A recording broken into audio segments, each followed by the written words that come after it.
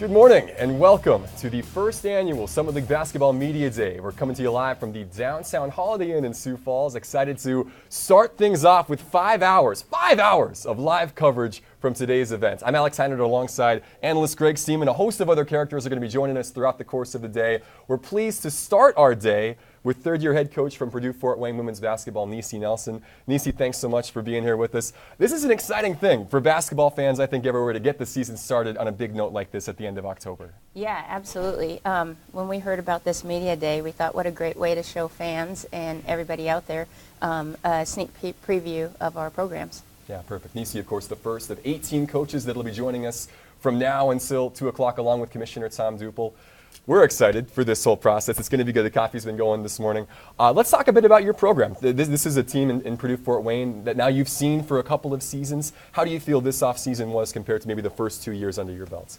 It was great. I think after last year and the conference tournament, we really challenged the girls to step up and increase their work ethic. They were a very young team, fourth youngest team in the nation, to be exact.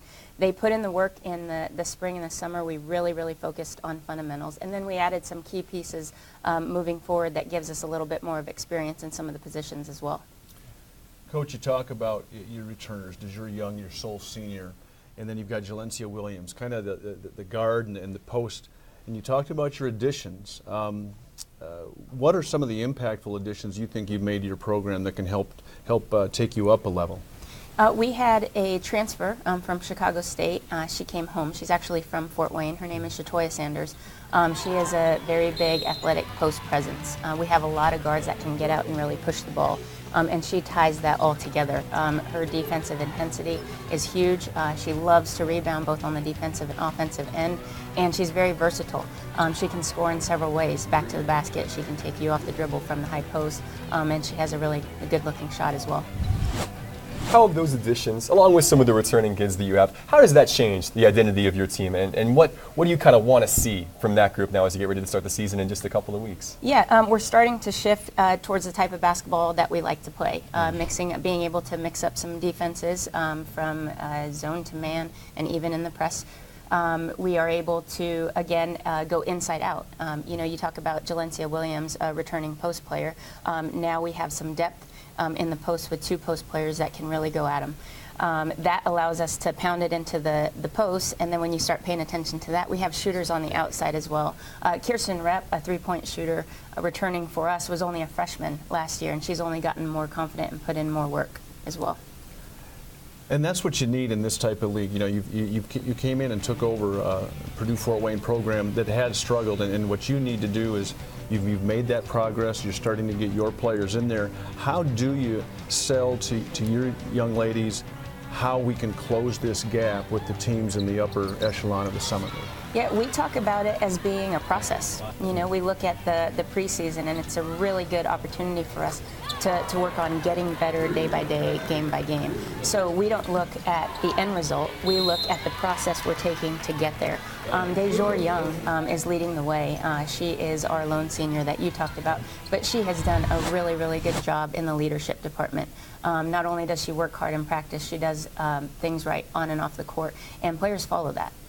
It's so important to have those upperclassmen that set the standard and the expectations for everybody else, regardless of what the record is, because as you mentioned, those are the ways that you get better, and that's really impressive to see from your program. So we hope that hopefully you guys can continue to make those steps this season as well. Absolutely. Yeah. When you look back at last year, and obviously it was a disappointing campaign, do you look at some of the specifics of maybe, hey, this is what went wrong last year, here's how we can improve it? Or is it a situation where you kind of put a 4-win campaign and just say, let's not focus on that, let's focus on the future? How do you approach that? Yeah, we are definitely focusing on the future. The things that we made progress on in the last 2 years, you can't see in the win-loss column. Their work ethics have increased. They are in the gym working on their game outside of win practices.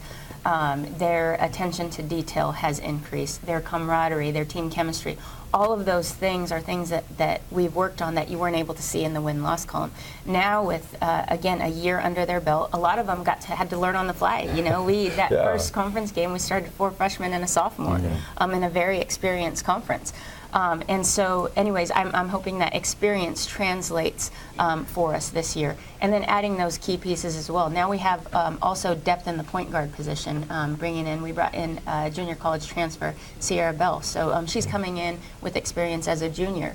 So that experience that we had mixed in with some junior transfers are going to help us out tremendously. Yeah, I get the sense that you like your team. I mean, it's fun to hear you talk about this group who you've been watching, obviously, over the spring and the summer and now in the fall. This has got to be fun for you to be so close now to seeing them be able to put that hard work and show it off on the court. Oh, absolutely. They are great. They're really fun to work with every day in practice, and I think the love has developed just from watching them grow every day. Mm-hmm. People will at times make fun of the term culture, but as a coach, you know how valuable it really is. And those are the things that you see. How much has your senior DeJour Young contributed to saying, hey, this is what our culture is and this is what our expectations are? Tremendously.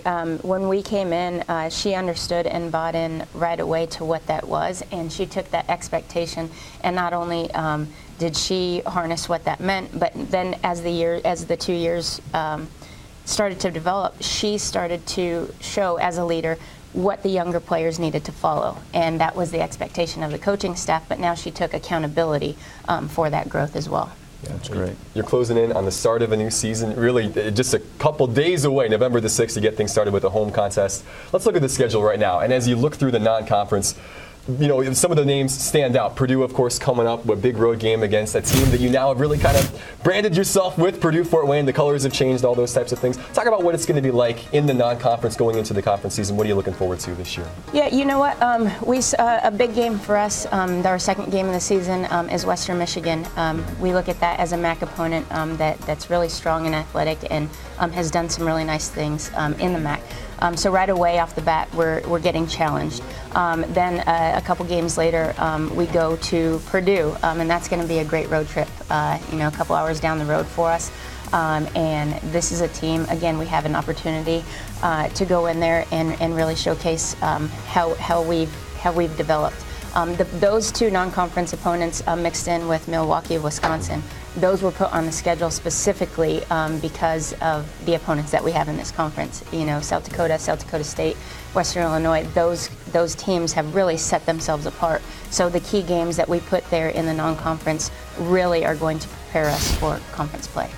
And that kind of ties into what's coming up next. So one of the cool things we've been doing over the course of the last several weeks have been asking people through social media to ask questions using the hashtag #AskTheCoach. So we've got a couple for you, Niecee, that we're going to kick out. And so this is from people from across the country. We were talking about the schedule. Someone wants to know, what's one thing you want to focus on in your non-conference when you look at how the schedule shakes out? What's something you really want to focus on in those non-conference games? Well, in the non-conference, you want to be able to look at lineups and be able to play to your strengths. Mm-hmm. But also, we put in games there where you can also figure out who is going to be the contributors, who is going to give you depth, and be able in the non-conference to get them reps at those positions.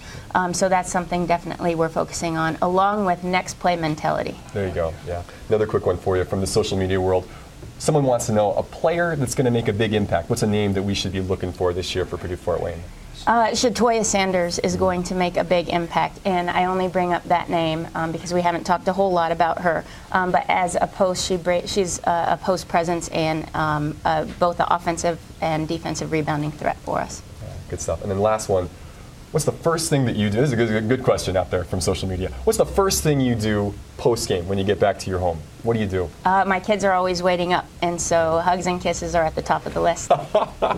That's same thing, right, Greg? That's when you finish the game, hugs and kisses? Absolutely. It keeps things in perspective, doesn't it? Oh, Basketball, absolutely. at the end of the day, even though your livelihood depends on it, you're able to kind of compartmentalize that and realize what truly is important when you get home. That's great to hear. Absolutely. And Coach Sebastian always has a few notes to give me from his assessment of the game. Sure, always that too. Well, awesome. Niecee Nelson, thanks so much for taking some time this morning. We really appreciate it. Best of luck with this coming season for Purdue Fort Wayne. Thank you very much. Awesome. Niecee Nelson, year 3 with the Mastodons in Fort Wayne. We'll stick around. This 5-hour day just getting started. Ryan Sims of the Purdue Fort Wayne men are going to join us right after this.